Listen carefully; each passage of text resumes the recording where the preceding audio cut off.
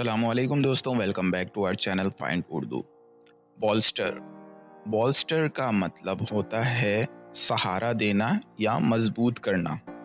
ये लफ्ज़ अक्सर किसी चीज़ को बेहतर या मज़ीद मजबूत बनाने के लिए इस्तेमाल होता है। इस लफ्ज़ को समझने के लिए एक मिसाल देखते हैं। अगर आप किसी शख्स की हिमायत कर रहे हैं ताकि वो अपना काम बेहतर तरीके से कर सके, तो आप कह सकते हैं कि आप उस शख्स को बॉल्स्टर कर रहे हैं, यानी आप उसे सहारा दे रहे हैं या उसकी मदद कर रहे हैं। He bolstered his friend's confidence before the big presentation. उसने अपने दोस्त का एतमाद बढ़ाया प्रेजेंटेशन से पहले सहारा देकर।